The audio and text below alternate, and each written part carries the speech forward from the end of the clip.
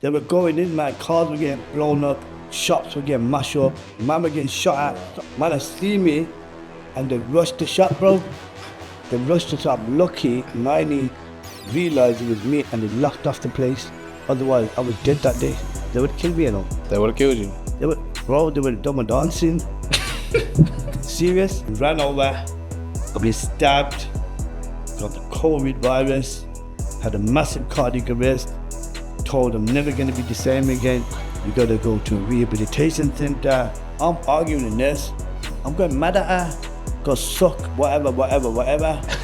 Bro, this side of the critical care team, they've opened their, you know like the curtains there? They've opened the curtains. I'm in a vegetated state. They've opened the curtains thinking, wow, go out for here, bro. What's the on? They rang my family. They rang my brother. They go to what is wrong with this guy, man. Basically what happened, I've come out my yard now. Because I'm known, I know a lot of people. I'm thinking I'm safe, my guy. So I got to the shop. Gone to the shop. 90s barber used to be next door to the shop. And remember, it's the Asian and the blacks were fighting with each other. I think it happened over some madness anyway. Gone into the shop. Man, they see me and they rushed the shop, bro. They rushed the shop. Lucky, 90 realised it was me and they locked off the place. Otherwise, I was dead that day. They would kill me, you know. I swear that. They would have killed you? They would have done my dancing. Serious. It was peak like that. They were going in, man. Cars were getting blown up. Shops were getting mashed up. Man were getting shot at. No, it happened because an Asian kid killed a blah blah in Newtown. I know exactly who these people are. You get it? I think one got off out of the country, the Asian brother. Police were after him, but they couldn't get to him. Yeah, man left the country still. He left the country. I know. That's how you know it's serious, Yeah, man. so what happened in terms of the riots and that story and what's going on there? It just escalated. It could have been dealt with in-house, but there was an overspill and it just escalated and everybody started getting irate and obviously it's a murder, bro. Somebody's died, somebody's son, somebody's brother, somebody's father. It's peaked out there, bro, especially them times there. It was wild back then. Now you can't do nothing because you got CCTV everywhere, you got police everywhere. You can't do nothing. You can't move the way you did back then. Now, because you got face recognition, DNA, all of that madness, you can't do none of that no more. Back then, you could get away with it. Do you understand? You could get away with a murder. Well, So, well. They say forensics gonna a lot better now. They got everything. you got everything, bro. Say if you committed, even now, like if you committed offense in the 70s or the 60s, and they've got DNA sample of you, and you somehow come to get into the police system, and they do swab you and they catch you with the DNA, bro, they're linking you to that crime. It hurts me out. So it's so advanced now. Like the biggest gang in this country, bro. I don't care who you are. It's the police. That's the biggest gang, bro. You can't outrun them. You can't outwork them because they're constantly just working. They're ensuring the public's safe and they're working to get the bad man off the roads. That's how it is, man. It's peak. But yeah, it's been a bad man. Life's been magnificent. Even though the experience I've been through, I can't say I haven't lived a magnificent life. I have, honestly. And when you say a magnificent life, It's just been beautiful, man. You know, the hardships, they've been beautiful because they strengthened me as a character. You understand? I don't think many men could go through what I've been through and you come out the other end and just say, you know what, you did good. so in terms of hardships, where did it all start for you when you was a child? For me, it was just a constant. I didn't understand. We were children then. I didn't understand, like, we've been moving from one place. Okay, we started off from, I was born in Dunwoody Hospital. I think it was D12, more D12. Then we come out of hospital. I was in Aston Lane. From Aston Lane, I went to Norwich Road. From Norwich Road, I went to Trinity Road. From Trinity Road. Trinity Road. opposite apart from there, I went Alexandra Road. From Alexandra Road, I went to Bromfield Close after Victoria Road. From Bromfield Close, I went to, I know this off by heart, you know. Yeah, that's mad, isn't it? I went from Bromfield Close to Bayswater Road, from Bayswater Road to Bitton Road, from Bitton Road back to Bayswater Road. Then, So man, I was traveling Birmingham, yeah? no, my mom was a landlady, bro. So basically, she would buy properties, do them up, fill them up with tenants, keep it moving. She was an OG blood. Have you seen Peaky Blinders? Yeah. My mom was like Polly. Oh, she's holding it down for the gang. Holding it down for the gang. She was gangster, bro. My mom. You know what? That's a perfect description of a strong woman, that is, you know. Getting Polly. like goosebumps talking about this. My mom was, that's why I've named this the legacy for a reason, because I have to carry my mom's legacy now. Does that make sense? If I could do right by humanity. Look, remember, whatever hardships that we went through and whatever struggles that we went through back in the day, I've never ever gone out of my way to do anybody harm. If anything, I'll help you. I'll save you. If anybody's trying to move to you, I'll step in the way. If there's any injustice, I'll step in the way because my mom taught me different, my guy. Makes sense? She was like my backbone, she was. Look, I'm 48 now. She wouldn't let me leave the yard. You know, like, because I was arguing with my partner, the missus at that time, I'd go home. No, bastard, you can't leave home. You stay with me. You understand? Yeah. It's just beautiful. So, Like, my struggles made me who I am. so going to school then. Yeah. What was school life like? What Was your mom strict? What? Was your mom strict, or was she just like, you know what, be yourself? My mom was strict because I've always had this energy, you know, even from when I was a child, like from 2-3 years old. Remember, I'm a South Asian. My skin's light. I've got this dazzling blue eyes. You throw me in anyway, I'm the one that you're going to look at first. Do you understand? That makes sense there? Because I had an energy that was so drawing. And I was the same way in school, blood. I had big gal chasing me all the time. Man just wanted to fight me because all the gal wanted to know me. You understand? So I'm chasing up these men all the time and fighting all the time. It was just madness. Then I'm not going to school. I'm going with the older lot. I'm going Hansel Park, or we're doing this, we're doing that. We never committed any crime. We just, we're not going to school today. So I used to go from home to school, and then bam, from school I used to get up. Then my mom used to start walking me to school, bro. Yeah, just walking me from school. I started driving when I was 13 years old, my guy. Swear that. Stick. On God, bro. Started, yes, 13 years old. My mom used to let me out the yard in the morning. I used to have a car parked on Whitehead Road at the top. I used to live on Bromfield Road, which is off the Victoria Road. Walk down. My sonny's part there used to drive to school, bro. All in first gear. All in first gear. That's how bad I was, you know. That's how bad I was, because I was so, because I got ADHD, I'm so developed when it comes to thinking, man. I won't think like, this is the problem and I need to think about step A, B, C. Now I've gone straight to the solution. I've sorted it, bam, keep it moving. That's what I was like. How did you get the car? We bought it. There's a bag of us. I think there's 5-6 man. We chipped in. We bought the car, and I had the key. You had the key. I'm the only driver.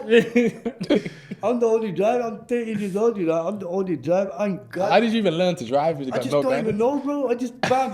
I must have seen my dad driving it. So yeah, is that how you do it? Okay, let me try it. I'm driving the car, bro. It's a madness. The journey's been mad. That's crazy. Hooks up with that, man. It's been mad. So what happened to the car? Did you end up crashing, or what happened? I think we ended up giving it away after. Oh, okay. Yes, I never crashed it. Thank God I never crashed it.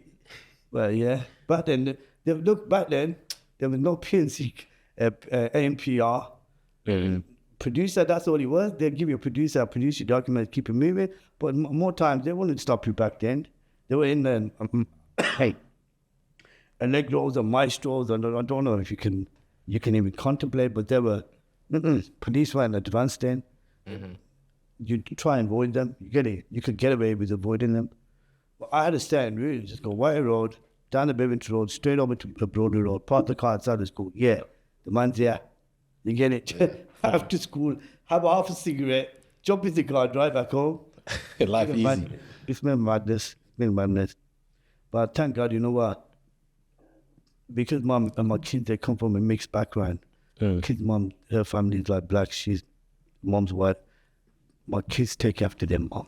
What do you say? The blue eyes dazzle in the black woman as well.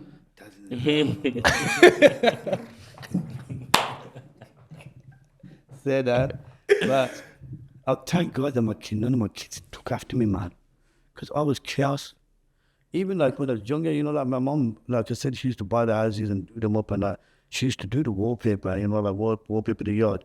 I used to say, yeah, you wallpaper. I used to rip the wallpaper up. What? Yeah, what she did, Menace. she used to tie me to the sofa, bro, with a rope. She used to tie me from my ankle to the sofa, and then it's the bar down the place. And then my auntie used to come, God bless her, she passed away and I thought, what are you doing, Tim? You let him go. And then every time she didn't turn up, I used to say, where's my auntie, the bastard? Get back. Get him, mad. The journey has been bad, man, honestly. But alhamdulillah, man, I must have done something right in life. Yeah. I've been run over. I've been stabbed. Got the COVID virus. Had a massive cardiac arrest. Told I'm never going to be the same again. You got to go to a rehabilitation center. Yeah. Bro.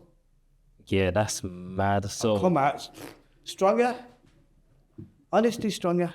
So after school, what happened after school? Let's say 18. I think 21. That's when I hit the roadside. 21, you just... That's when I hit the roadside. I passed my test. I started bloody taxi, man. Indicator. That's what corrupted me. That's what corrupted me. Because remember, I'm picking up everybody the whole of the ghetto. Because I used to work for Sunrise back in the day on the Lazar's Road. I'm not surprised. Front line. So we're dealing with anybody from the hood, bro. And then you're contemplating, yo, my guy, remember, I'm taking these men on sales, You understand? I'm doing rides with them. And they had you for the whole day, innit? They had me for the whole day, bro. So they used to ring me up, yo, where are you? Bam, pick me up. And then I used to go with them, and that's what cropped in my mind. So from there, I was thinking about 4.5 or some bud. And then I never looked back, bro. How did that happen? Did you just got 4.5 or something? No, basically what it was, I knew, because I got to know a lot of people from my trade, I utilized it. Again, I ain't working all day. Might as well just shot some bud. Do you understand? So that's where it started from, man. And then it just became chaos from there. From bud, we moved on to other drugs, and from other drugs, we started committing more crimes, popping chase everywhere, living lives like celebrities, bro. None of these man can chat now, man. All of this hype that you see on the metaverse, bro, it's nothing compared to the way we were living. We was ballers, proper ballers back in the day. And we still recognized for that, When you say ballers, I want you to share with me and create an image into what a baller looked like back in them days. Baller looks like this. Baller looks like this, bro. Yeah. I still carry the same energy because it's very hard, once you live a certain type of lifestyle and because you've always had money, you're never shy of spending money, even though you got money, but it's that mentality that carries throughout your lifespan. I've never been able to change that within me because I've been so kind. I've kept it moving the same way.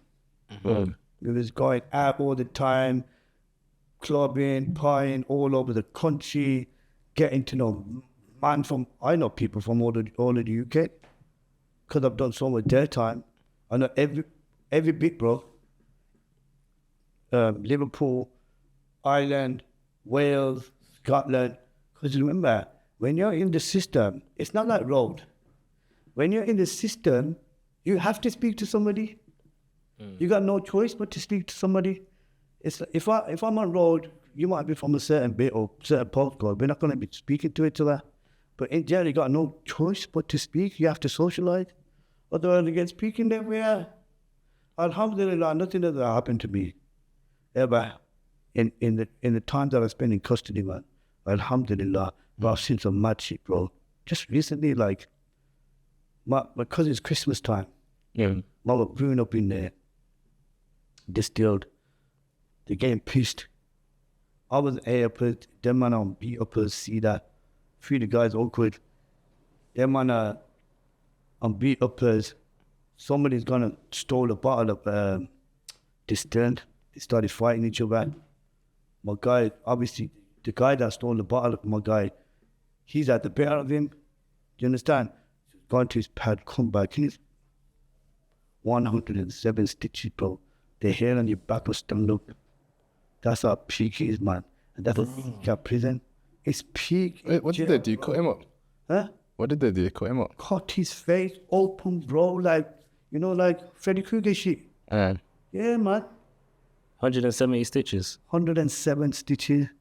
Each stitch you get a bag for. So there's 107 bags. Mate, keep the 200 bags. Just leave my pretty face alone, you know, like that. But remember, that's going to come with trauma. Now the guy's going to, every time he looks in the mirror, he's going to see that, he's going to relive it. Yeah. That's that you can't never get over that. Sure. And it, Is that what you see in prison? bro, it's peak in there, man. Oh my God, it's horrible. You're run by the system. You're constantly trying to fight the system. There's only two ways about it. In prison, either you get along with the system or you fight it with all your might and force. Those are the two options you got. Me, because I'm smart, I just kept it moving. I remember some man that just fighting the system constantly. In basic, they're fighting the screws, like, And as a result of fighting the system, you're not going to get anywhere. You're not going to get anywhere. By you fighting the system, you're not going to get anywhere because you're just knocking yourself back. You're knocking yourself at parole. Probation up is going to be on you. You get it. The governor's going to be on you. You're constantly seeing the governor. They're going to extend your sentence. You know, like that. They add time on. Get caught with a fucking mash. Add time on. It says, oh my God, it's peaking there. It's like, look, me and you could be speaking 1 minute now. And within like 2 seconds, we're arguing. I swear that's how mad it is. Remember, there's men in there. You got 2,000 inmates in the prison, bro. It's chaos.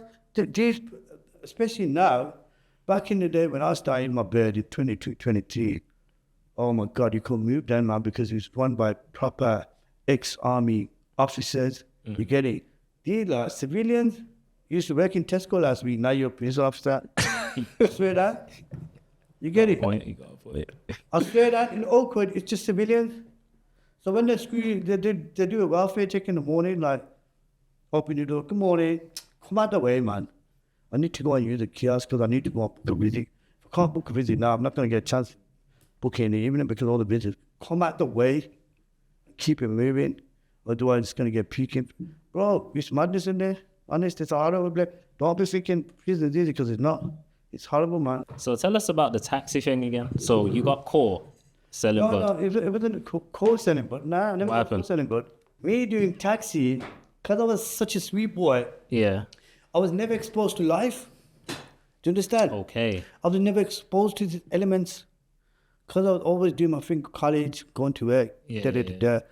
My dad goes, let him go, let him go. My mom goes, nah, don't let him go. My mom's right, you know. So you never got caught. So what happened? You just kept moving up to more higher class. Obviously, you move from one drug to another, and then basically what happened is we got caught up in a conspiracy. Okay. It's a massive conspiracy. One of the main guys, he got 23 years. My brother-in-law got 6 years. The other guys got 6 years. Because I was always puppy chase my guy. Luckily for me, in that week, you know, because we had observational, honest, in that week, I've clocked the police. They're on me. I used to live in Aston, off the Amscott Road, in the Grove. So I've seen the police now. I know, bro. My guy's been in the paper. Yeah, you dickhead. You get it? So what I've done, I used to have a way. I used to jump over the road, over the gate, and he used to be parked there. I used to keep him moving, but somehow they clocked me, man. So they chased me. I popped the chase, ended up mashing up a few cars. I got 18 months for it. So I've gone in there, done my 9 months. The rest of them got sucked off, bro. done. Peak. Bro. 23 years, 6 years, 6 years up. Luckily, thank God I got, you know. So compared to them, you got a slap on the wrist. Yeah, basically. You get it? So what was prison like at that time? Because you were still young then, Yeah, innit? you were still young. Oh my And you weren't God. in there for that long. Fed in the jungle. Oh my God, that was a concrete blood clot jungle, bro. It was a jungle. when I went in there now, I think I went on straight into viewing the 4 landings, all Victorian building, the windows all mashed up. There's no central heating, none of that palaver. Cold. Cockroaches. Sub-zero. Rats. It was horrible, bro. It's frightening. Like, you would think, how the hell am I going to survive this, bro? How am I going to survive this? Yeah.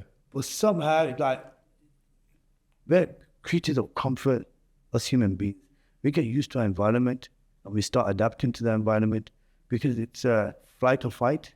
It's within us. Does that make sense? So hours go by, then 12 hours go by, then the day goes by, then you get used to being in the environment. You come in at association time, you speak to him, you speak to him, you speak to him. Now this is becoming home. Do you understand? Because you know you're not going anywhere. You're staying there for the foreseeable. It was mad, it was horrible. But them times there, bro, the screws. It was notorious. The green was notorious back then. Anybody from anywhere else in the country, yo, you're going to green now, but back, they're not going green. Because it will fuck you up. Winston Green? Yeah, they were killing their mates in there. The times I went, the times that I started in my bed, bro, they're killing their mates in there. In Winston Green prison? Peeking there. So you knew not to step out of line. Like with this awkward and this, even the green now, they're all muppets. They're screwed. Because that generation is gone, is dead. Get it? But it's peaking there, man. So you came out and you thought, okay, let's do some more. Is that what you was thinking? It's not the fact that I was thinking, just that, look, I grew up in a certain circle and I never left that circle. That was my downfall. Okay. You understand? We was like known as gangbangers, bro, from the hood. And we lived a particular lifestyle and it's very hard to come out of that lifestyle. What was that? After you go, like my beats are my beats. I ain't gonna go into your beats, am I? I'm gonna stay in my beats with my people. Was that Aston, right? Yeah, Aston. So I feel secure there, so I'm still linked to the same people. What was that lifestyle? It's mad, bro. Give us a picture. He's working. You're constantly on the road, constantly looking over your shoulder. You're just doing your thing, constantly popping chase. Madness. Madness. It's chaos. That's what it was. And I thank God that I never kept nothing of it. It's all gone. No, it doesn't last. It doesn't last. It's not for you. It will come out in you in some way, shape, or form. It's an injustice that you're doing that to the world. But at the time, you don't realize because you're balling. You know, you're living a particular lifestyle. Yo, I'm going to jail. I'm coming back out to my lifestyle. And that's what it was. I want to go back to my lifestyle because I'm known in the bits. I'm known for doing what I'm doing. That's what it was. One thing we spoke about, which you mentioned, is car chases. I was driving since 13, driving the taxis. Yeah. How many car chases have you had? I think I've had a couple of, the longest bike chase I had was 45 minutes. A bike chase? Yeah. 45 minutes? 45-minute bike chase. Well, you think this is Grand Prix? The bike chases. Sometimes you get like that, bro. I had a 45-minute police chase. In the end, they called the police chase off. Got to park the bike up. But remember, the police are like ants now. Imagine like ants on a leaf. Picture that. The police are like ants now. They're in a particular vicinity. I'm the only guy in the vicinity, bro. They drove past me. A police car drove past me. It was a dog van. I can remember it like yesterday. I thought, yeah, keep moving that bar. Nah, he just reversed back. Go stop there. What's your name? Gave him a name. Bam. Then the PNC Jake put me in the course. Threw me in there. I thought I would have got away with that, but nah. I never, because of my previous convictions. So didn't you think, well, since you already were in a chase, didn't you think to just run as soon as he started reversing? No, man. No, because remember, because of the adrenaline, your mind's going 100 miles an hour. Fair enough. And you're panicking. The adrenaline is actually making you panic. Yeah. You don't know what to do. Shall I go left? Shall I go right? There was a guy there, tell her that, there was a guy there that had his hood open and he's working in the car was going to just pop like this there like that. But it was the for him. So walk us through like your most extreme chase where you thought, oh, that was a madness. The maddest chase, I think the maddest chase I've had is when I had the firearms. So basically, the firearm was in the vehicle. I was going to location B, but by the time I got to location B, the police had been informed and they were looking out for my car. Now that I got the firearm, I need to get off from that vicinity. I need to get out of there. I'm in a Peugeot 106, you know, I think. Peugeot 106. I think the 2012, the brand new car though. And I'm popping J's now. I'm thinking, nah, I'm getting up. So we got like, I don't even see police academy. You know when they chase him? Bro, with like a line of police cars just chasing me one, bro. So I've gone through Aston, I got to the older ends, onto the Victoria Road, got off at Tyburn Road. So now he's in Erdington. Erdington borders. And then I must have hit the car on the left-hand side. The wheel popped, and that's when I got caught, bro. But you know what? That sentence there, that was the making of Sir Akbar. What was that sentence? I tell you what, that sentence, they gave me a 6-year sentence for possession of firearm with intent to cause violent violence. That sentence is where the seed and the spark just burst a light, man. You get it when it came to the gym.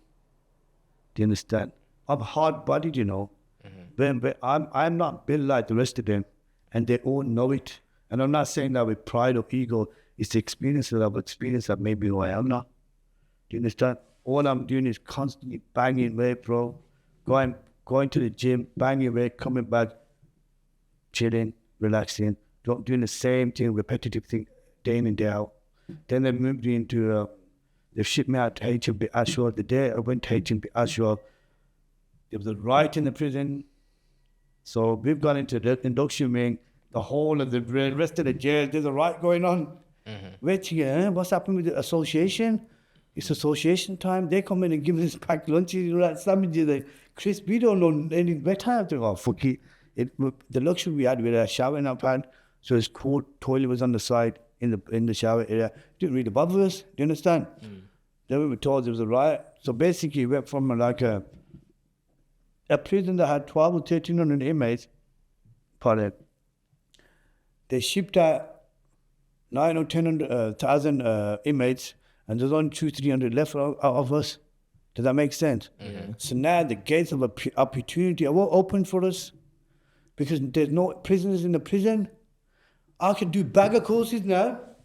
I'm in the gym for 9 months straight, training every day. I'm getting taught by the best PAIs in the country, bro. I'm getting learning every single day. I'm doing this course, that course. I'm doing powerlifting. I'm doing competitions. I'm doing everything. Being taught on a daily basis. This has become my life now. That's where, bam. That's where Sir Akbar came to life. Before that, I was like a normal guy, but that's when, like, I was active. I was in my prime then. I think I was in my 30s then. But I went into, because I was living a certain lifestyle, I went at 13.5 stone, chubby guy, really got myself down to 9 stone and 2 pounds, bro. I was a machine in there. I was deadlifting 180 kilograms, pull-ups of 60 kilogram pull-ups, 60 kilogram dips. I'm doing powerlifting competition. I was the strongest man in the jail for powerlifting, the medallions. I'm known for medallions. I'm aggy. Even now, I shouldn't be able to do what I'm doing now, but God instilled something special in me there, man. The experiences I've had. God, I truly do believe that. There's not many people that can do what I'm doing. Honestly, like right now, bro, I'm putting strain in the whole citation game. Especially, there's a lot of citation brothers out there that are doing bits, you know, the 6 figures, you know. These men are making 6 figures. If they can do it, and if I can apply my theories and principle and into that equation, I can put what do you think? I can't do that. I'll be taking over the game, my guy, and that's a promise. Remember I told you, I'm going to be the biggest name in the industry. I promise you. It's all about strategies and marketing. So in that sentence there that you did, is there anything crazy that you seen that you thought, bro, I don't want to come back here? One of my guys, man, he was a lifer. He's gone back to Jamaica now. His name was Nelson. Biggest guy you ever seen in life. He's massive. Sweetest guy you'd ever meet in your life as well. Anyway, he had a problem. Basically, She didn't give a fuck, basically. It come out as party. If you had rubbish on him, it would dash on the floor, you get it? And it'll clean that. The cleaner was from, I think it was from Wales. He was the IPP centre. He had an IPP sentence. He was a lifer. He was like, Nelson was a lifer. Nelson was getting ready to get deported. But anyway, they ended up having a scrap. My man tried slice him, and Nelson's gonna beat his ear off. It bit, like he's doing Tyson on him. Because he couldn't move. He just got straight dog, grabbed his ear, and took it up, bro. They locked the fucking jail up. But that was like kind of scary for me. Fucking hell. 1 minute they were friends, the next minute they were fucking biting each other. Yeah, that's what I'm saying. You could get people like that, bro. So then after that prison stint, what happened next? 13 or 14, I started working. I was working at Muscle Factory in the house. I don't know if you know it. I was working there, got a job in there, doing my PT in there, got my head down. I'm doing bits. You get it? Then I met my partner. At first it was like... Black lady? Huh? Was he a black lady, Asian lady? No, Asian lady. Fucking hell, Asian lady, bro. Asian lady, bro. Anyone. She was the love of my life. She was the love of my life. The Asian lady? Yeah, that's why it fucked me up so bad. It fucked me up. Like, she got to know the real me, the true me, you understand? I used to lay my head next to her, bro. That's what messed me up, you know, because of my part. I lost my soulmate. This is where mental health comes into it. 77% of men are committing suicide. It's statistically proven that women move on freaking are mental. When men break up from a relationship, they go into deep darkness and despair. They can't get out that fucking place. My girl, that type, whatever she's doing, she's partying, she's moving on with that guy. My poor guy is doing his, he can't even come out of the hole, bro. Because remember, he's given everything. You know, in order for you to be a partnership now, it's mad. Because remember, as men, we have got so much in regards to responsibilities. We have to be the main provider. We have to be the carer. We got to pay the fucking bills. We got to go out there and, do you understand? Men put everything into the equation. Yes, the woman does a bit, but the man, he does so much more, man. And it's facts. Women just want to look pretty. I want to look a certain type of way. You understand? I want to live a certain type of lifestyle, but you know, babe, in order for you to live that type of lifestyle, you got to ensure that you're the backbone of your man. You can't survive in a toxic relationship. No chance. And what was your relationship like? What was it like at first? Yeah. Oh, it was beautiful, man. Yeah. It was. That's it. It was Magical. Go on, talk to me, share with me. cool, man. If I was looking from the outside in, how would you describe that relationship? It was so admired. That was what it was, man. Because I was active and people knew me everywhere I go, we were so admired. We were a power couple, bro.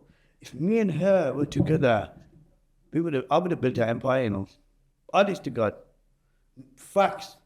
I would have been up there. But because of that relationship, at first it was beautiful. Then obviously you get to know a person. You only get to know a person when you live with them. Does that make sense? Then obviously I've got to consider my past as well. Remember, I got a kid's mom that I need to think about as well. I can't forget about her. Mm-hmm. I've got responsibilities with my kids, and then she's arguing with her, and her's arguing with her, and I'm picking in the middle, and the kids are with their mom. Do you know? So Akbar, looking back on the relationship now, where do you think things took a turning point in that relationship? The turning point was allowing my past to be in the present. And how did that happen? By my past getting involved. I allowed it to. I should have put a stop to it in the first place. And then secondly, when I lost my son, I had to bury my son. So she got pregnant. She was 5 months in term. Then she lost the baby. She went into labor. We done the funeral. We went through the whole process of burying the child. And she just completely lost herself. How did she lose herself? depression in it. Mm-hmm. That was her son, bro. She carried him for not 5 months. And how did you help her? I tried to help him, I couldn't help her because she didn't want to be helped. And what do you mean she didn't want to be out? She went into a dark place, man, of depression, despair. She couldn't believe that she lost her son. Then she's not let me in to help her. And then I'm thinking, oh, what am I going to do now? I'm going to just hit the ball. And how long was this going on for? This is going on for 2019. Well, yeah, I think the depression, we buried our son in Ilahi in May 2019. Mm-hmm. And then the kind of depression really escalated in June or July. So I know one thing in relationships, it's a mutual energy in exchange. And when she was feeling down, bad and depressed, how was that? To help her, Yeah, I'm just get some clarity. How was that impacting you mentally as well? Oh, it fucked me up, man. Messed me up bad, man. Remember, that's the woman I loved, That's the woman I'd look at and I'd get butterflies. I'd think about and, So was it a completely different person when you said depressed? yeah, completely, man. Completely. How did you feel? Broken. I feel broken, I feel powerless. But it's God's will and it was meant to be well. Maybe he saved us for something else. Mm-hmm. But yeah, it was a very, very bad time, man. We were constantly arguing, constantly screaming and shouting into that toxic relationship. If you're ever in a toxic, get out. It's hard though because you have attachment issues. You get attached to that person, you live with that person, you love that person. It's very hard for you to move on, man. It's soul destroying. You get it? It takes it out of you. For me, because I lived such a type of way back in the day.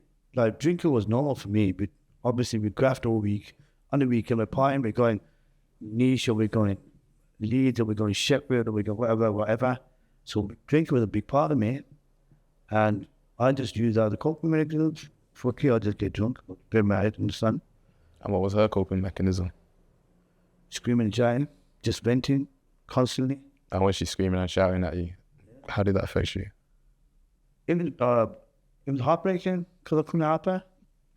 You can't help somebody if they don't want to be helped. Does that make sense? And did you ever find yourself in the loop just constantly trying to help? Yeah, that like day. Sometimes I'd wake up and I'm thinking she's going to be okay today. And then someday I'm thinking, oh shit, I need to walk on eggshells. It was literally like that. It was literally like that. Then it's just our families are getting involved. Her family's getting involved. My family's getting involved. You get it? Then it's getting messy because her people are known from her bits. My people are known from my bits. Threats have been made. Threats? Yeah, threats, bro. Murder. You? Yeah, we're going to dead chat. I say, you can't dead me, man. You mad? How can you kill me, bro? And why would they have murdered you if you're the one who's supporting us through the time of need? It gets like that, bro. It gets like that, When families get involved, it escalates. There's an overspill of energy. You understand? You're supposed to keep it within the household. Whatever problem you have, you keep it within the household because it's your household. You do your bit, I do my bit. You don't overspill. You understand? And the people are getting involved, and it's just been a madness. It has been madness. So, experiencing what you've experienced, how would you have done things differently? I don't know, I don't know, but I'm thankful for the experiences that I've been through. I'm thankful because it's made me strong. So, like, if anyone else was watching this and gone through something similar. Yeah, if you're going through what I've just described and you can relate, you need to save yourself and get yourself at that situation and that relationship, man, because it's gonna end up bad. It's gonna end up bad, horrific, man. Like I said, 77% of men.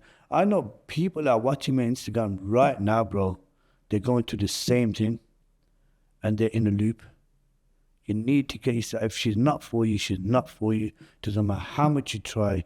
Doesn't matter how much you're attached to that person. I know it's hard, man. I've lived it. I know it's hard, but you have to get out there, man. Get out that relationship, men and women. You get it? Women suffer as well, bro. Hey. Women suffer. I've known somebody from 2019, like they've been part of my journey, And this particular person has gone through the same process, like, how can I word this? She's been in a toxic relationship. You get it, and it's affected her mental health. You understand? And it's affected her energy. And I was talking to the person, and because I had my alcohol issues that I was using as a coping mechanism, she really did stand by me. Do you understand? She never judged me for what I was doing at the time. She's always stood by me. And now that she's in the same circumstances, I get to pay my debt back to her. Does that make sense? I get to do justice by her. And I'm thankful for her, because she's my backbone, bro. Because without her, I wouldn't have come this far. And that's facts. 1,000,000% facts. I got locked up. I went missing. When did I get missing? I went missing in October, in November. Yeah. She's going through a drama now. She's trying to reach out to me. But you can't hear me. I'm gone.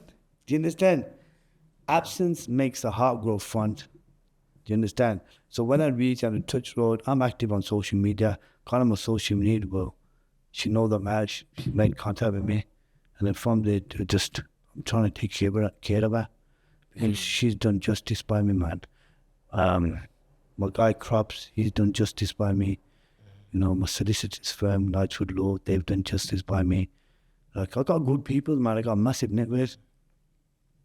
But like I said, I'm never gone on my way to do anybody injustice. Never. Never. Ever. Because that's not within me, man. I was raised by a Kima guy. We don't do them things. If injustice comes to you, then you deal with it in a certain way. Do you understand? But never would I go out my way to harm God's creed or creatures. Never. Because remember, we're all walis of God, Wali is meaning a friend of God. We're all friends of God because we come from God. We are forms of energy. You know that, when people talk about energy, we're forms of energy. We have 50 trillion cells in us that produce 70 trillion volts. Imagine it. Just think about what I'm saying to you.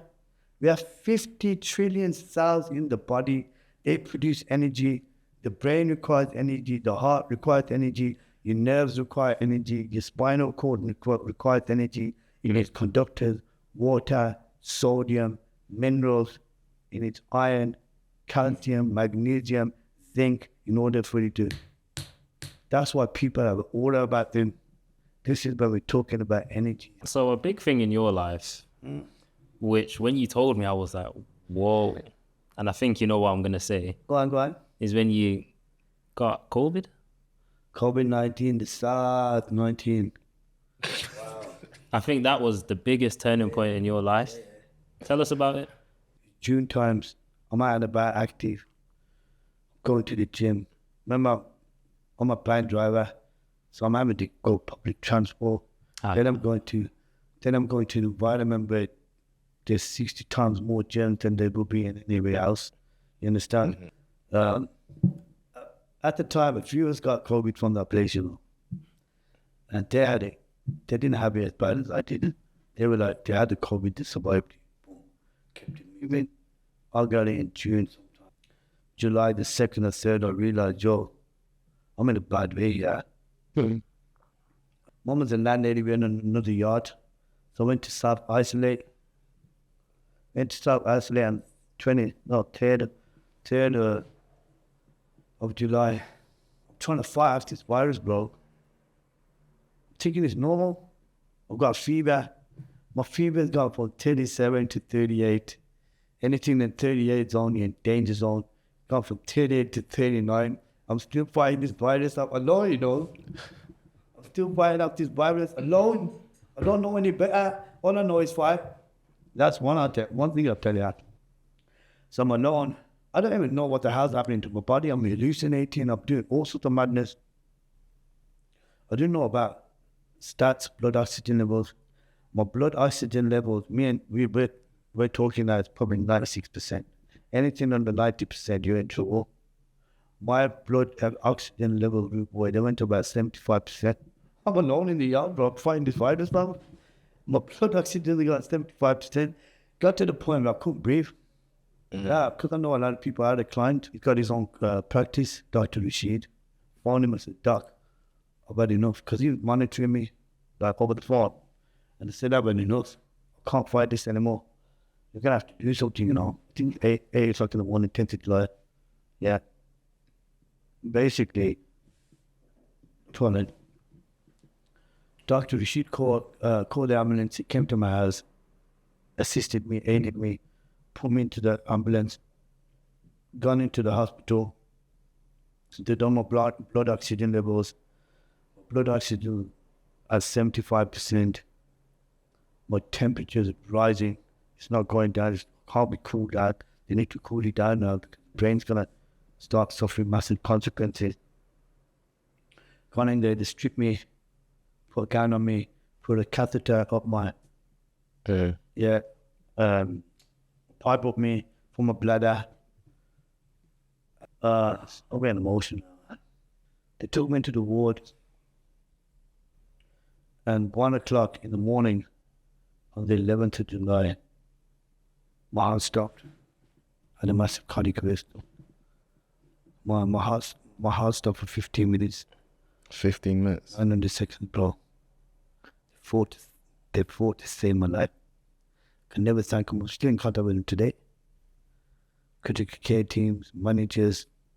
I'm doing a documentary about it. Critical care team, the managers, the nurses. They fought so hard to save my life. All the bastards in them had all my days. So my heart stopped.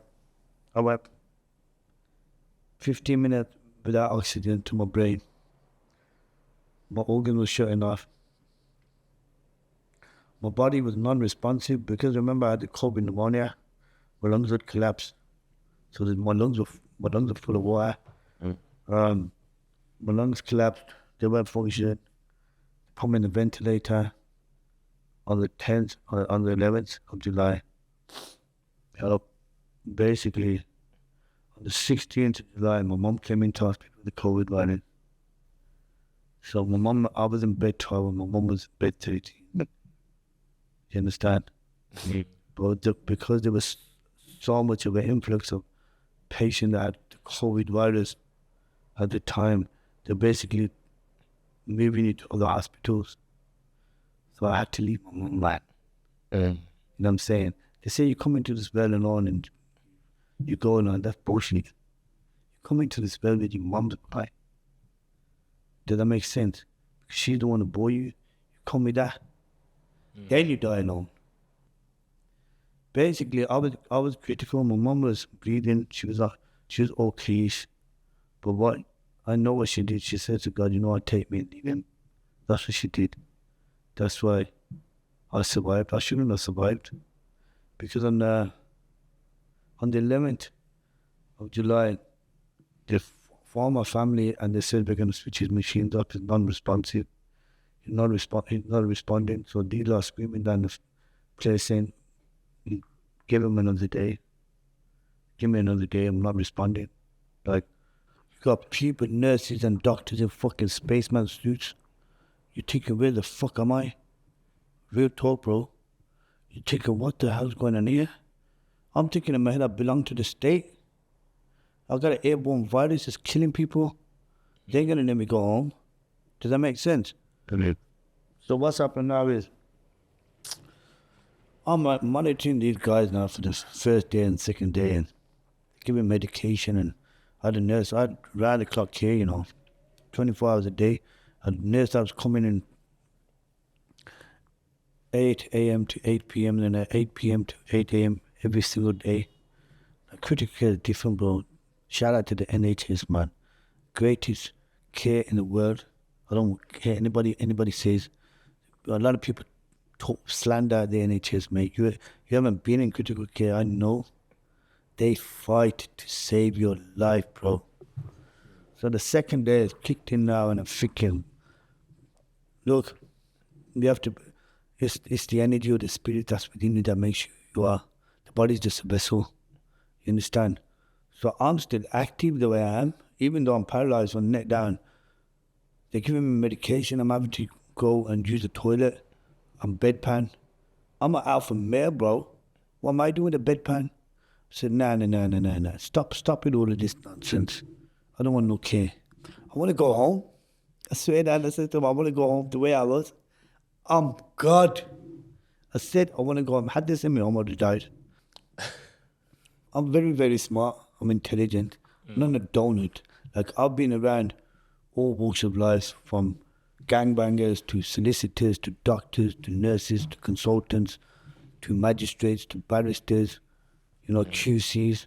You learn these skills. I don't care about no university degree. My university is on the roadside, bro. You get it? Knowledge without mileage equals bullshit. And that's facts. Having knowledge and not being able to apply it, make it applicable, is nonsensical. It don't make no sense. I got a degree. Go and use it, tell I it. call it nonsensical. You understand? But it's facts though.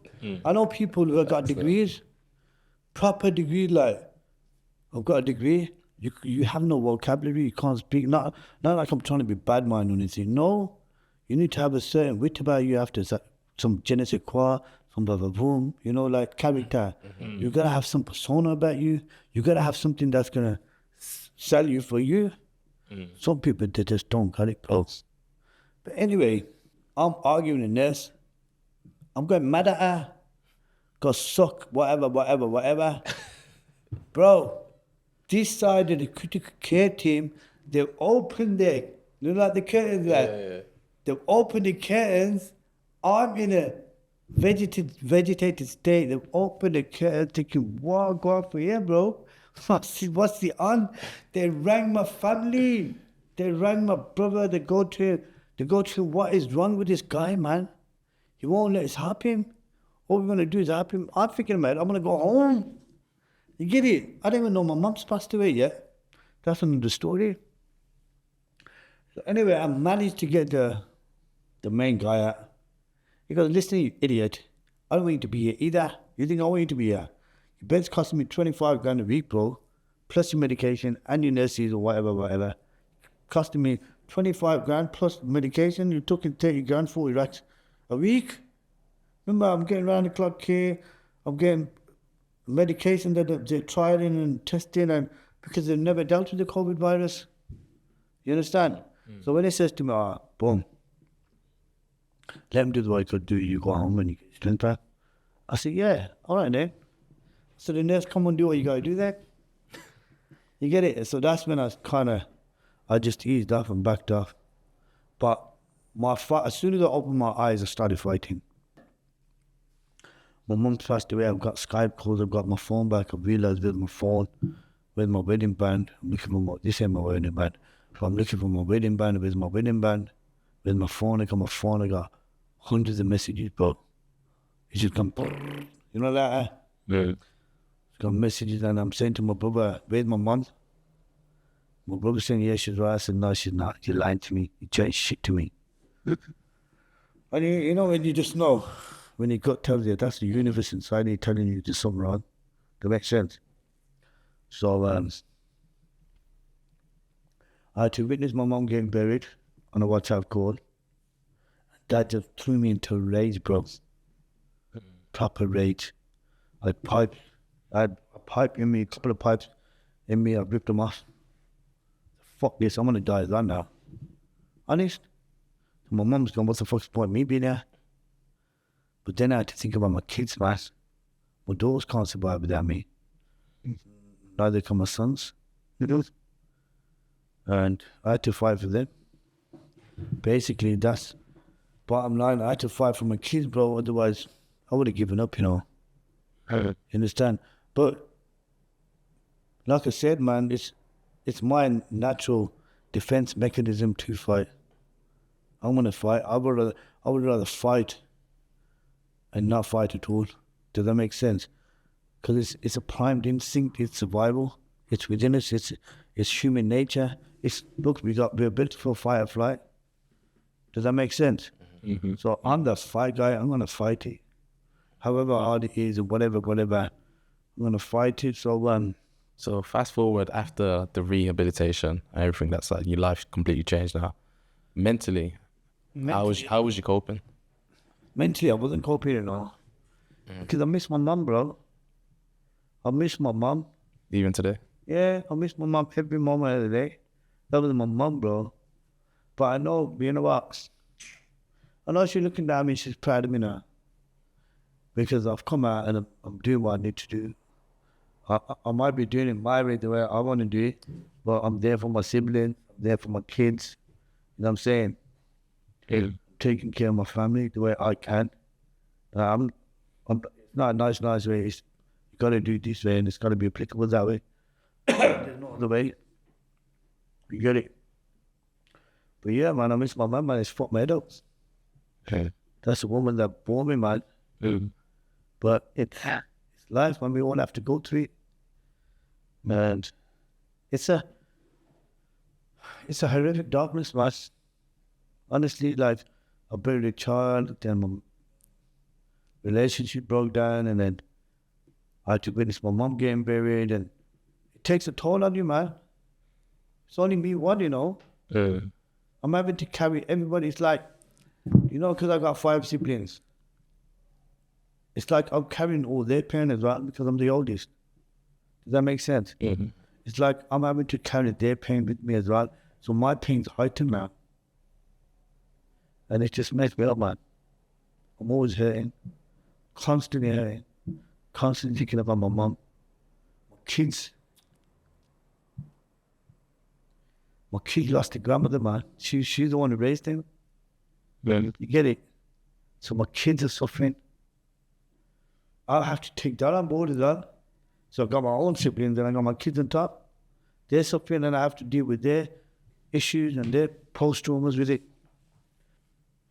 But then I got myself into a madness in town. Because of my previous convictions, the judge sentenced me maliciously and maliciously. My legal team really did fight to get me out, but it wasn't meant to be. You get it? So I ended up doing 11 weeks. That was tough for me. This sentence was tough for me. It was an eye-opener.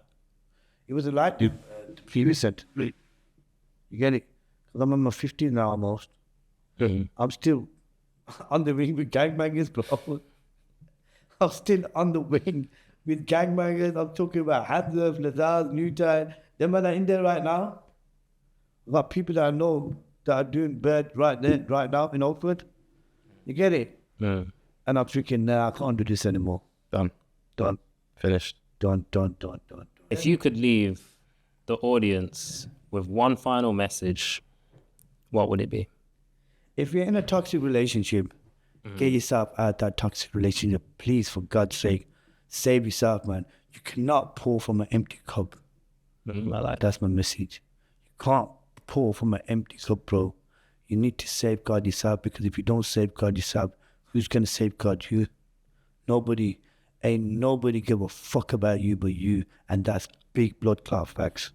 100%. I'm telling you, because I'm article. I grew up in the roadside. I grew up in the ghetto, bro. Telling you now, nobody gives a fuck about you but you. First one. Then you can do what you do for others, and vice versa. Others can do whatever they do for you. But you can't pour from an empty cup. When you put so much of you into a relationship and it don't work out, bro, you're killing yourself. Don't do that. 77% of men, man. It's hard for me to talk about. I've never contemplated in suicide, but Allah's given me something special to give me a massive energy. I've been on death's doors a few times. Like I've been stabbed, I've been ran over, I've been holy pajama, but never, I'd never do that because I'm a believer, I'm a mu'mineen, man. I can't do that. However, I've been on death's doors many a time, but the sad reality of it is that men are killing themselves. That's the sad reality. And it's happening on a daily basis. And they're unheard voices and they're unheard stories, man. Why, man? Don't kill yourself, man. And it's facts. I like that. Don't kill yourself, man. It's deep, man. Because you're somebody's father, brother, uncle. You know, your absence in this world is going to be missed, man. Don't think that you're not going to be missed. You're going to be missed, man. And it's not going to be one person. It's going to be, I'm getting emotional, man. It's going to be hundreds of people. Even the thousands of people. It's going to, remember, if you did now, it's not going to affect you. It's going to affect your street. From the street, it's going to affect the next street. From the next street, it's going to affect the area. From the area, it's going to spread on the gram. From the gram, you see where I'm going with this? Yeah. It's not from one person. It's going to spread like wildfire. hundreds and thousands of people are gonna, especially now on the metaverse, bro. People are gonna know your story. Oh shit, my guy killed himself. It's true though. Don't do it, man. Get yourself in that toxic relationship, man. Just a quick one before we end it. Yeah. You mentioned that you were stabbed and ran over. Yeah, If you could tell us, I said, yeah, bro. if you could quickly tell us the two stories. Start with the stabbed one. I'm in QE now, major trauma unit. I've got a massive gash on my back here. Yeah, missed my heart. 2 millimeters. Luckily for me, there was no arteries, no veins in there. Because I got big, thick, developed back, there's a lot of muscle tissue there that safeguarded me. And then I got run over by somebody, man. I don't really want to mention who it was. Because, But you know who he was. yeah, I know exactly who it was. Well, It's been reported. It's been reported. The police are looking into it. But however, for legal reasons, I can't really say, give a disclaimer to it. Okay, yeah. Yeah, but I have been run over as well. What was that like? You were just walking and someone kind of just ran you? No, basically, I had a confrontation with somebody. Okay. Had a confrontation with somebody. Intentional. Yeah, and I walked away, and then basically I was ran off back. That said he caught you lacking. Caught me lacking, but because I thought that was the end of it. Oh, you just thought, Yeah, I'm done, man. You get it, so I walked up and then, but lucky, I'm very quick. You get it, so I kind of dodged it. But my right leg did go under the car. Straight down. My right leg did. Shit, well, that person could have killed me that day. Yeah. You know, it's peak like that. How's your leg now? I think I'm strong, man. Didn't need no problems, no twisting. Yeah. That's good stuff. Strong, man. But yeah, man, don't do it. Get yourself out of that relationship. Safeguard yourself. Because it's going to affect hundreds and thousands of people. That's my message to the world, man. Get yourself out of that toxic relationship. They fucking kill people.